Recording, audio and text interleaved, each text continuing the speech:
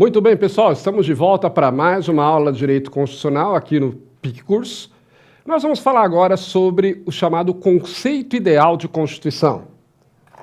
Bom, essa palavra conceito ideal de Constituição, é importante a gente entender que é uma construção doutrinária, que eu já vi ser cobrada em provas da VUNESP, da FCC, por isso que eu vou trazer aqui para vocês, tá?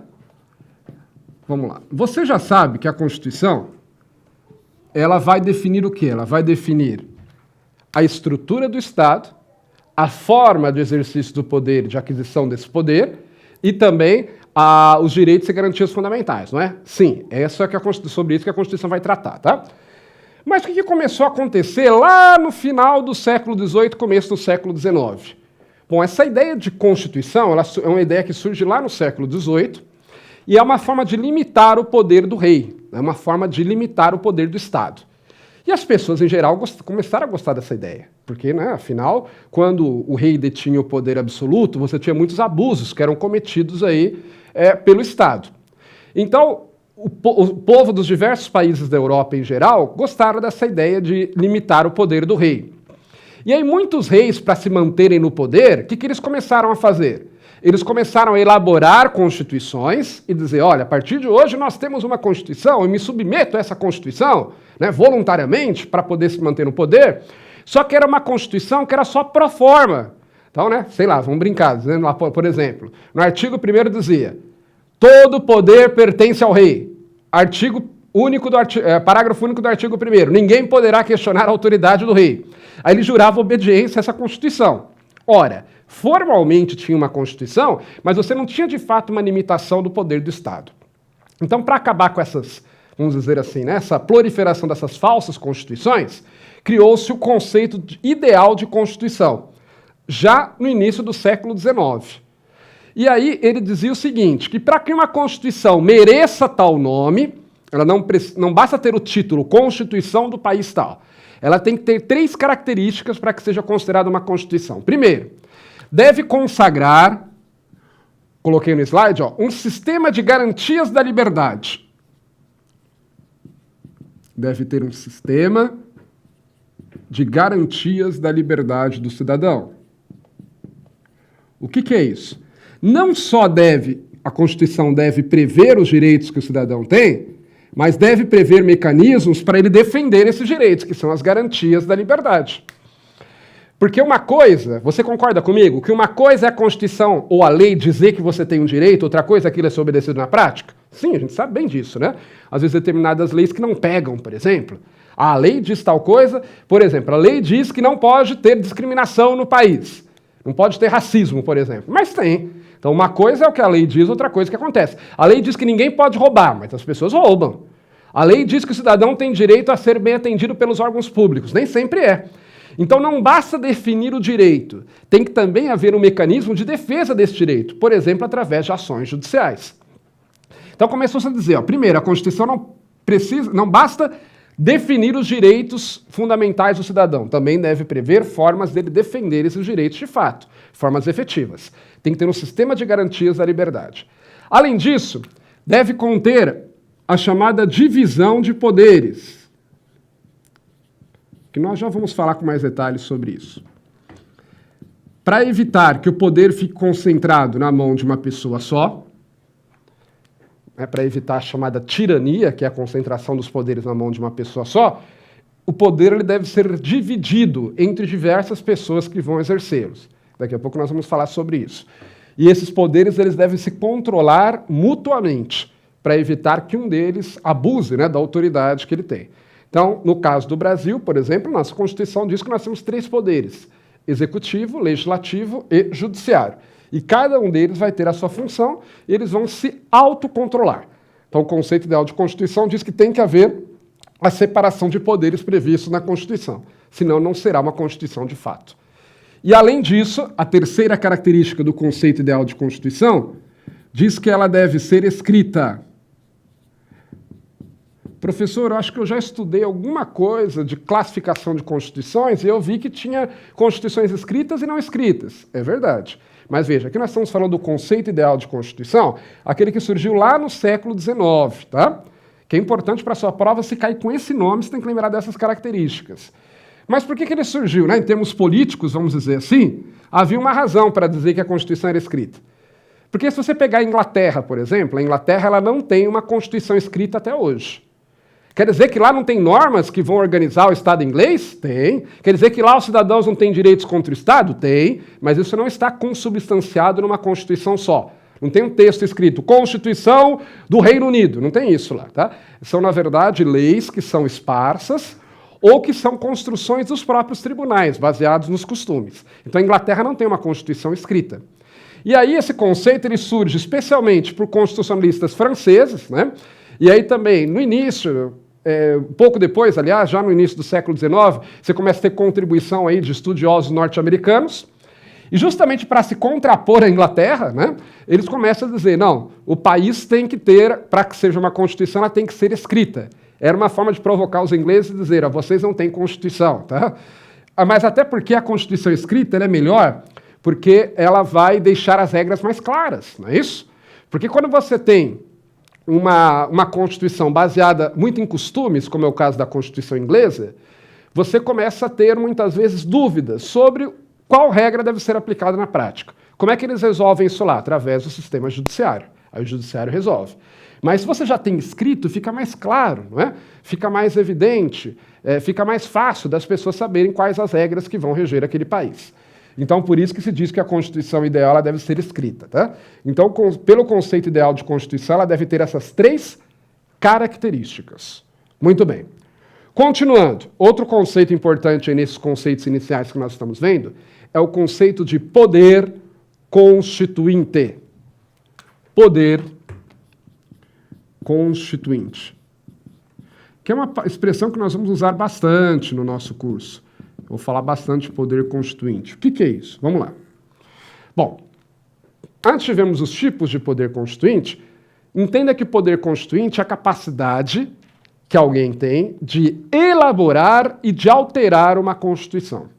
Então, poder constituinte é a capacidade de, ou são às vezes usados no sentido daquelas pessoas que podem elaborar ou alterar uma Constituição, ok? Então, eu coloquei lá no slide, coloquei da seguinte forma. O poder constituinte é a manifestação soberana da suprema vontade política de um povo social e juridicamente organizado que se manifesta na elaboração e alteração da Constituição. No caso do Brasil, né, entende-se que, inclusive, a titularidade desse poder é do povo, porque nós somos uma democracia, e está lá no parágrafo único do artigo 1º, que no Brasil o poder pertence ao povo, né, que vai exercê-lo ou diretamente, nos casos que a Constituição diz, ou, como regra geral, através de seus representantes eleitos. Então, o poder constituinte pertence ao povo. Então, na hora de se elaborar a Constituição, ela deve ser respeitada a vontade do povo, vontade popular. Mas não somos nós, cidadãos comuns, que vamos ficar alterando a Constituição toda hora, senão, né, seria absolutamente inviável. Então, na prática, como é que funciona? O povo vai eleger representantes, e esses representantes é que vão exercer o poder constituinte em nome do povo. Você quer ver um exemplo? Quando foi feita a nossa Constituição atual, nossa Constituição que é de 1988, foi eleita uma Assembleia Nacional Constituinte. Os brasileiros votaram e elegeram uma Assembleia Nacional Constituinte. E essa Assembleia Nacional exerceu o poder constituinte, criando a nossa Constituição Federal de 1988. E para alterar a Constituição, quem faz isso é o Congresso Nacional, também onde estão lá representantes eleitos pela população. Tá? Então, poder constituinte, o titular é o povo, mas quem vai exercê-lo são seus representantes, porque seria absolutamente inviável, claro, né, que qualquer cidadão ficasse alterando a Constituição, ficasse propondo alterações da Constituição individualmente, ou se toda alteração da Constituição tivesse que ser aprovada por todos os brasileiros, seria inviável. Então, por isso que o povo vai eleger os seus representantes, e esses é que vão exercer o poder constituinte. E aí nós temos 2 espécies, 2 tipos, 2 graus de poder constituinte. Nós temos o poder constituinte originário, também chamado de poder constituinte de 1º grau, e o poder constituinte derivado ou de 2º grau. Então, vamos lá. Poder constituinte, então, quadro aqui, ó, poder constituinte, ele pode ser, primeiramente, 2 tipos. Poder constituinte originário e o poder constituinte derivado. Nós vamos ver que o derivado depois se divide em outros dois. Então, nós temos o poder constituinte originário e o poder constituinte derivado. O que é o poder constituinte derivado? Originário, desculpe. É a capacidade de elaborar uma Constituição. Então, o poder constituinte originário, ele elabora, ele faz, ele produz a Constituição Federal. É a capacidade de elaborar uma nova Constituição organizando o Estado do zero. Então, por exemplo, lá em 1988 foi exercido o poder constituinte originário pela Assembleia Nacional Constituinte. O povo entendeu que aquela Constituição, né, não era mais adequada para a nova realidade do país. Precisamos de uma nova Constituição, ok? Foram eleitos os membros dessa Assembleia Nacional Constituinte e eles exerceram o poder constituinte originário, criando uma nova Constituição. Então, sempre que eu tenho uma nova Constituição, eu tenho exercício do poder constituinte originário.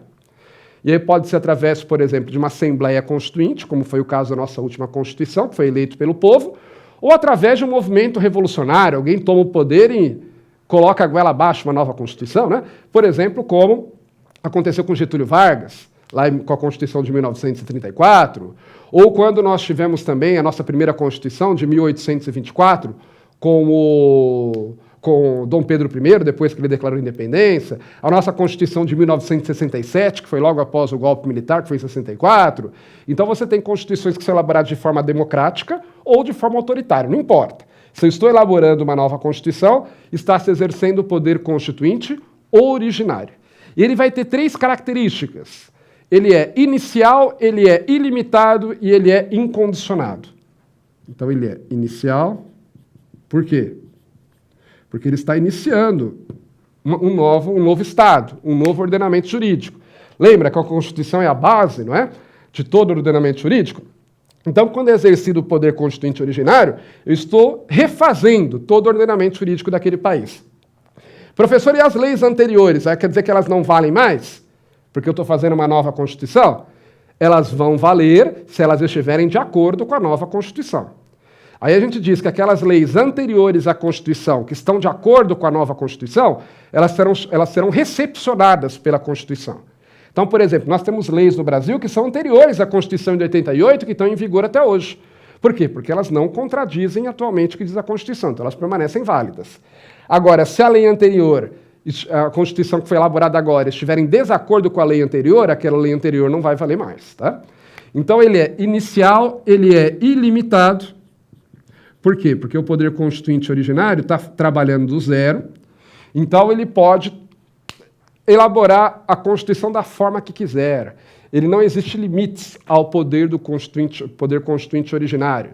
Não existe nenhuma regra que vai, juridicamente, tá, verificar se aquele poder está sendo exercido de forma desmedida ou não. Então, como é o poder constituinte originário, como eu estou iniciando um novo ordenamento jurídico, não existem limites. Ele vai partir do zero e ele pode, por exemplo, a nossa Constituição, ela estabelece cláusulas pétreas, que são assuntos que não podem ser objeto de alteração na Constituição.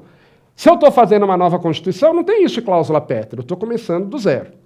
E ele é incondicionado. O que quer dizer isso?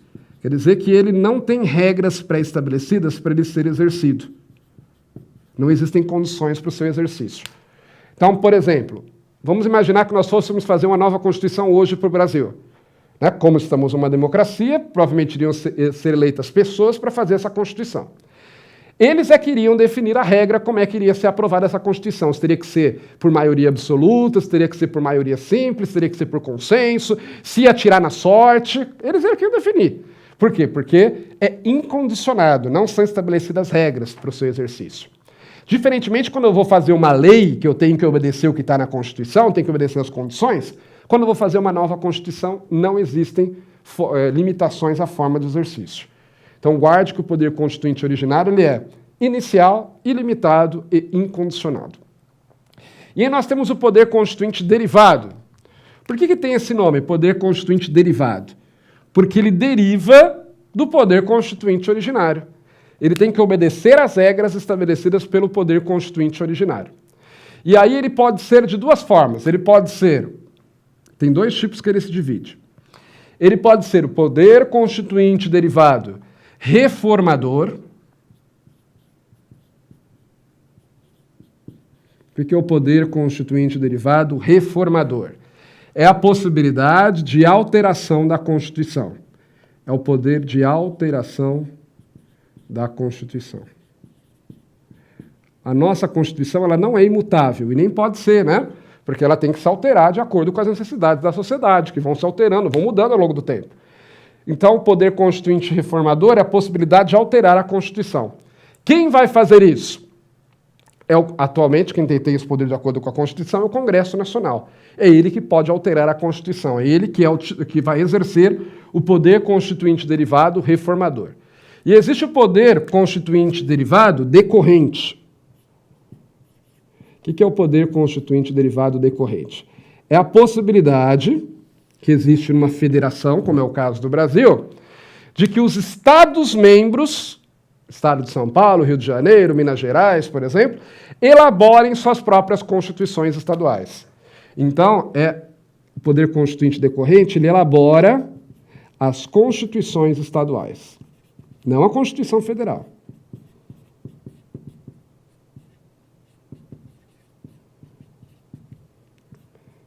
Então, se for para elaborar a Constituição Federal, poder constituinte originário. Se for para elaborar a Constituição Estadual, poder constituinte derivado decorrente. Meio torto aqui, estaduais.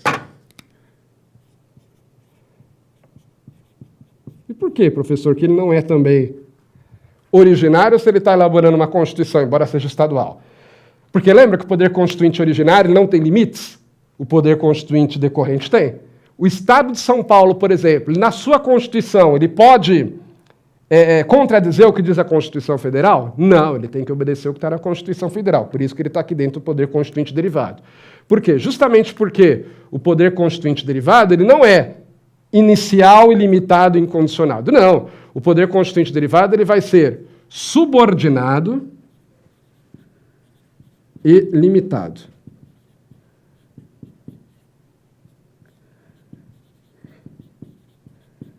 Ok? Também podemos colocar, né, para opor ali, condicionado. Pronto. Como está aí no slide. Ele é subordinado, limitado e condicionado. Por que ele é subordinado? Porque ele tem que obedecer ao que foi estabelecido pelo poder constituinte originário. Por exemplo, para alterar a Constituição Federal, o Congresso Nacional pode agir de qualquer maneira? Como der na telha, eles vão lá e alteram, elaborando o rito na hora, como eles acham que tem que ser? Não. Eles têm que obedecer à norma da Constituição. A Constituição diz como é que ela pode ser alterada. Quem pode apresentar o projeto de lei, como é que ele vai ser votado, qual o quórum para aprovação e por aí vai. Limitado, porque existem alguns limites que a Constituição estabelece. Por exemplo, as chamadas cláusulas pétreas, que elas impedem, entre outras coisas, que sejam extintos os direitos e garantias fundamentais da Constituição. Então, se algum maluco, alguma hora lá, algum deputado ou senador, na verdade tem que ser 1/3, né, para propor a alteração da Constituição, tem que ser 1/3 dos deputados ou senadores.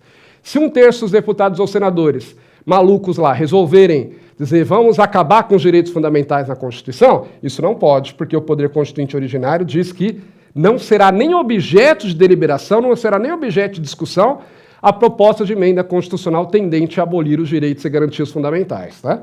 Então ele tem que obedecer os limites que o poder constituinte originário estabeleceu.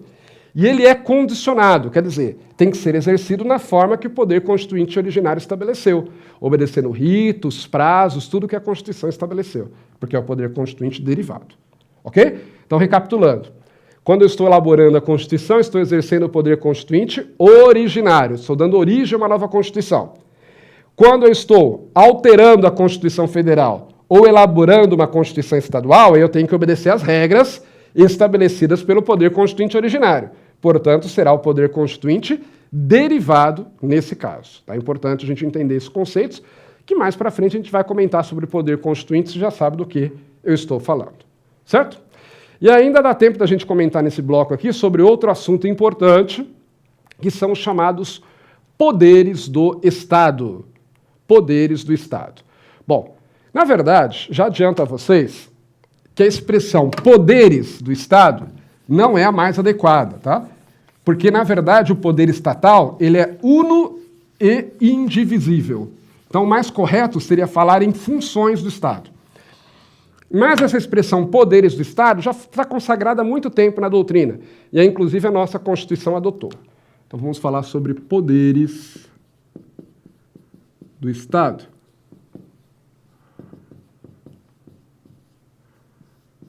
Então, mas apesar da expressão poderes, você tem que guardar que o poder estatal ele é uno e indivisível.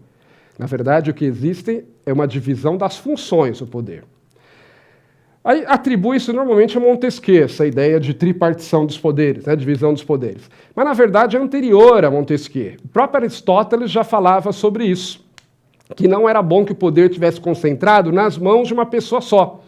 Mas era importante que esse poder fosse exercido por várias pessoas e que aí essas pessoas ou instituições controlariam umas às outras. É a semente justamente da repartição dos poderes que nós temos hoje de forma expressa na nossa Constituição. E aí Montesquieu chamou essas divisões de poder executivo, legislativo e judiciário, que é o conceito que nós usamos até hoje, né? Aí o artigo 2º da Constituição, quero ler com você, está lá no nosso slide, ele diz o seguinte: são poderes da União independentes e harmônicos entre si, o legislativo, o executivo e o judiciário. Então vamos lá. Executivo, legislativo e judiciário. São esses 3 poderes que nós temos no Brasil. A título de curiosidade, a nossa primeira Constituição ela falava de 4 poderes. Além desses, ainda tinha o poder moderador, que era um poder exercido pelo imperador quando houvesse conflito entre os demais poderes, ele resolvia na base do poder moderador, né? Mas, obviamente, isso dava um poder muito grande para o imperador, porque era o imperador também que exercia o poder executivo. Então, imagine, no caso de conflito entre o poder executivo e legislativo, o imperador ia lá e, usando do poder moderador, dava razão normalmente para o poder executivo, que era ele mesmo, né? Entre um conflito entre executivo e judiciário, da mesma forma. Então, a partir da nossa segunda Constituição, que foi a de 1891, acabou-se com essa história. Aí adotou-se um modelo puro, lá de Montesquieu mesmo, falando dos 3 poderes, executivo, legislativo e judiciário, e que eles são independentes e harmônicos entre si. Independentes e harmônicos. Bom, quando diz que eles são independentes, o que quer dizer com isso? Quer dizer que nenhum poder deve ficar interferindo no outro. Nenhum dos 3 poderes é mais importante do que o outro. Eles estão no mesmo nível. O que eles têm são atribuições diferentes. Tá? Mas o poder legislativo não é mais importante que o executivo e o executivo não é mais importante que o legislativo e o judiciário não é mais importante que o executivo e o legislativo, não. Eles estão em pé de igualdade. Quando diz que eles são harmônicos, não quer dizer que nunca vai haver conflito entre os poderes. Isso acontece, né? Entre as pessoas existem conflitos. Você tem 2 pessoas que convivem juntos, muitas vezes tem conflitos. Imagine você falar, né, de administrar um país. Então, os conflitos acontecerão entre os 3 poderes. O que deve acontecer, por isso que a Constituição diz que são harmônicos, é que eles devem resolver isso com base nas regras constitucionais. Então, por exemplo, o Poder Judiciário dá uma decisão que o presidente da República não concorda. Você pode dizer que está havendo um conflito? Pode, mas o presidente da República vai ter que aceitar a decisão do Judiciário, não pode se rebelar contra ela, né? O Legislativo faz uma lei que o STF não gosta. Ora, mas o STF gostar ou não é papel dele isso, só dizer se é inconstitucional ou não, né? Se a lei for constitucional, o STF tem que aceitar, por mais que o juiz do STF diz, se eu fosse o legislador, eu faria diferente. Ok, mas você não é o legislador, você é o juiz. Então, pode haver conflitos entre os poderes? Sim, mas eles devem ser resolvidos com base nas normas constitucionais. Não pode o presidente da República, por exemplo, porque não concorda com a decisão do Poder Judiciário, ir lá e fechar o STF. Ou porque não concorda com a decisão do Legislativo, ir lá e fechar o Congresso Nacional. Como se costuma fazer nas ditaduras, né? Nas ditaduras, o Poder Executivo ele costuma ter um poder muito maior, uma capacidade de ação muito maior do que o Executivo e o Legislativo e o Judiciário. E aí, por conta disso, você tem a concentração do poder na mão do Executivo. Então, o que eu quero que vocês guardem é isso. Nós temos esses 3 poderes, eles estão no mesmo nível e eles vão se controlar uns aos outros. é o que se chama de sistema de pesos e contrapesos. A doutrina chama disso. Você não vai achar isso escrito na Constituição, mas é importante entender o que é isso. Sistema de pesos e contrapesos. Qual que é a ideia? A ideia é que os três poderes, eles se controlem mutuamente. Então, por exemplo, o poder executivo faz um ato que está indo contra a lei. O judiciário pode ir lá e dizer, opa, esse ato do poder executivo é legal. O legislativo faz uma lei que é inconstitucional. O judiciário vai lá e diz, opa, essa lei não vale, está contrariando a Constituição.